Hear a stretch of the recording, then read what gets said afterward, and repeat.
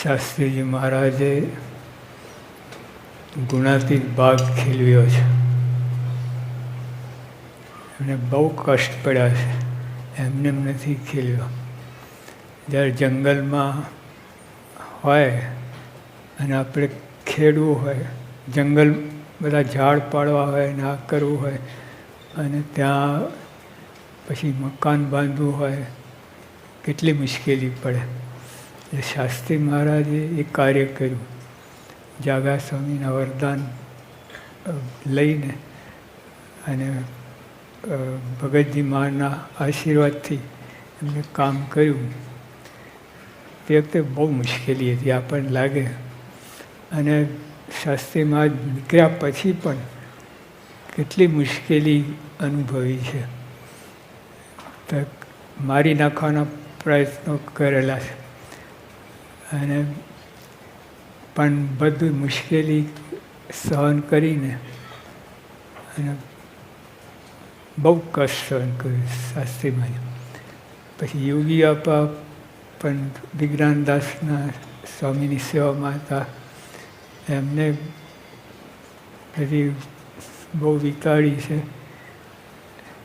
અને પછી પ્રમુખ સ્વામી મહારાજ, એમને આપણે બહુ કષ્ટ સહન કર્યા. શરૂઆતમાં 15 વર્ષ તો સ્વામીએ નવરા બેઠા જ નથી.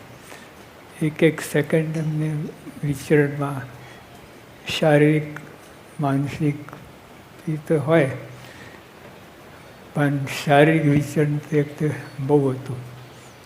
અને એક ગામ બદલપુરથી નીકળ્યા બાપા, 9 વાગે નીકળ્યા હતા, અને આણંદ જવું હતું. અને પછી સાંજના 6-7 વાગે પહોંચ્યા.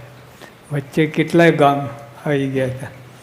એ બધું ઓળંગીને બધું કરીને, એટલે આ લોકો, આ ગુરુએ બધું બહુ કષ્ટ સહન કર્યું. અને ગુણાતીત ભાગ આપણે આપ્યું છે. હવે એમાં આપણે કરવાનું છું. ગુણાતીત ભાગ આપ્યું છે. જો આ બગીચો હોય, આપણે ગુલાબ ને મોગરા ને જે કંઈ હોય છોડો, એને આપણે તોડી નાખતા નથી, ઉખેડી નાખતા નથી, પાંદડા ચોરી નાખતા નથી. એને ખીલીએ છે, અને ખાતર પાણી આપીએ છીએ. અને એ રીતે એમને જો કે આપણે તો આખું બાગ નથી, પણ આપણા વિભાગમાં જે આવે એટલા પૂરતું તો આપણે સાચવવું. અને એ સચવાય તો જો આપણને ઘણી મોટી પ્રાપ્તિ થઈ છે. અને આ નકામું જતું નથી. સવારે આપણે વાત કરી હતી કે શાસ્ત્રી મહારાજ એને કોઈ યાદ કરે તો એ 1000 ગણો યાદ કરતા. અને મહારાજે કહ્યું કે તમે તરણા જેટલું કહો તો ડુંગર જેટલું માની લઉં છું. અને આ સેવા કેવી છે, 24 કલાકની સત્સંગની સેવા, એમાં કરોડ વર્ષનું તપ અને કરોડ વર્ષનું સાધના ધ્યાન સમાઈ જાય છે. 24 કલાકની એ ભવ્ય સેવા છે. એટલે આપણે ત્યાં પોતપોતાના ગામમાં, શહેરમાં, વિસ્તારમાં ત્યાં જઈએ, અને ત્યાં આપણે આવી રીતે સમસુદ ભાવ એકતા જે યોગીઓ પણ મંત્ર છે, એ સામાન્ય મંત્ર નથી. આપણે તો ઘણી વાર રિપીટ થઈ ગયું છે એટલે આપણને સામાન્ય લાગે છે, પણ એકમાં બધું ઘણું બધું છે. એટલે એના ઉપર આપણે ધ્યાન આપવું,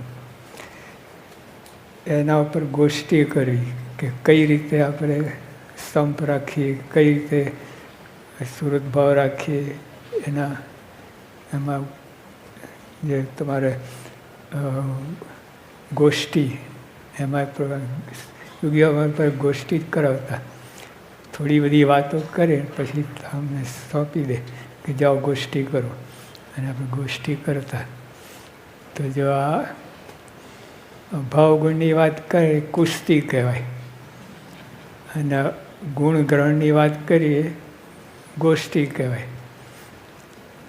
અભાવગુણની વાત કરીએ બાહ્ય દ્રષ્ટિ કહેવાય, અને ગુણ ગ્રહણની વાત કરીએ એ ગોષ્ઠી કહેવાય અથવા અંતરદ્રષ્ટિ કહેવાય. એટલે આવી રીતે બધી વાત છે. અને એમના 24 કલાક એમના રટન હતું. શાસ્ત્રી મહારાજ, યોગી બાપા, પ્રમુખ સાહેબ મહારાજ 24 કલાક એક જ રટન.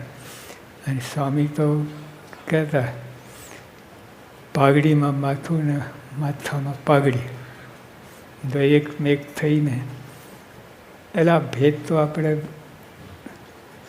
કલ્યાણમાં ભેદ નથી. કલ્યાણ તો તમને અક્ષરધામ મળે, અમને મળવાનું છે. પણ એક વ્યવસ્થા છે એટલે એમાં જુદા પણ રહે. પણ પર્વતભાઈ, ગોદનભાઈ પણ એકાંતિક ભક્તો થયા છે અને આપણે પણ થવાનું છે. ભગતજી મહારાજે બીજી કોની વાત કરી? ભગતજી મહારાજે પરમ એકાંતિક ભક્ત થયા. એટલે આ બધું થઈ શકે છે.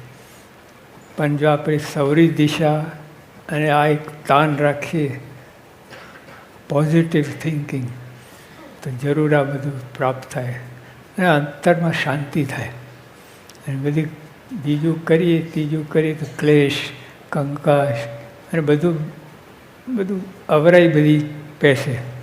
એટલે બધું આપણે ત્યાગ કરીને અને આપણે જે હવે વિચારણ છે જ, આ સ્કૂલમાં કોલેજમાં પ્રોફેસર હોય એ આપણને જે કે એમાં માની લઈએ છીએ, વૈજ્ઞાનિકો કે આપણને માની લઈએ છીએ. એટલે આ તો બધું સ્થાપિત વસ્તુ છે. શ્રીજી મહારાજથી લઈને ઠેઠ સુધી આપણે આવ્યું છે. અને મહારાજ પણ સમશ્રુત ભાવની મહારાજે વાત કરી છે. સમશ્રુત ભાવ આપણે યોગી બાપા એટલે મળતું આવ્યું. યોગી બાપા વાંચવા ગયા નથી યાદ, પણ જે વિચારધારા બધી મળતી આવે. આ એક ગુરુની વિચારધારા મળતી આવે છે. તો જો આપણે ત્યાં ગમે ત્યાં જઈએ અને ગમે ત્યાં પણ એક વસ્તુ ઉપર તાન રાખીએ. જો એક તો ભગવાન સાથે એકતા કરવાની છે. છેલ્લાના 70માં મહારાજે કહ્યું, જો મોતી કાકા અને નિર્ગુણ સ્વામી શાસ્ત્રી મહારાજ પાસે ગયા હતા અને પુરુષોત્તમપુરામાં આગ લાગી, એ વાત કરવા ગયા હતા. તે વાત કરતાં શાસ્ત્રીમાને વાત કરી તો શાસ્ત્રીમાં ગયા બધા પાપ ભરી ગયા. તો નિર્ગુણ સ્વામી કે આકરા થયા. સ્વામી કે કયા પાપ? 20 વર્ષથી તમારે ભેગા છે, કયા તમારા દર્શનથી જ પાપમાં તો ભરી જાય, તો કયા પાપ છે? તો સ્વામી યોગી શાસ્ત્રીમાં જે કહ્યું કે ભગવાન વિના બીજા સંકલ્પ થાય એ પાપ, એ મોટું પાપ. તો જો આપણે આ કરવાનું છે, ભગવાને આપણા વચ્ચે કોઈ વચ્ચે ઘૂસી ના જાય એ કરવાનું છે. ભગવાન એટલે આપણે આ ગુણાતીત ગુરુ આપણે જે વાત કરી એની અંદર આપણે ફિક્સ થઈ જવાનું છે. તો જો એક અને બીજો અંતરાય બીજો કોઈ વસ્તુ પેસે નહીં. તો આપણે અહીંયા છતીદય અક્ષરધામનું સુખ આવશે એવું છે.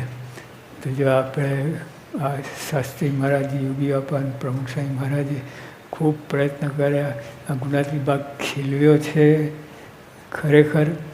અને એમાં આપણે તોડફોડ ના કરવી અને ખાતર પાણી આપવાને ઉછેરવા છોડને એ રીતે કરવું. એટલે આપણે એક હરિભક્ત હોય, નાના મોટા હોય, બાળ મંડળ હોય, યુવક મંડળ હોય, કિશોર મંડળ, બધા આપણે એક થઈને અને આ બધી આપણે ધ્યાન રાખીને અને આ ભજન ભક્તિ સેવા જે હોય ક્રિયા કરીએ તે કરતા રહું અને એમાં જ ભગવાનનું સુખ આવશે. સહજાનંદ સ્વામી મહારાજ.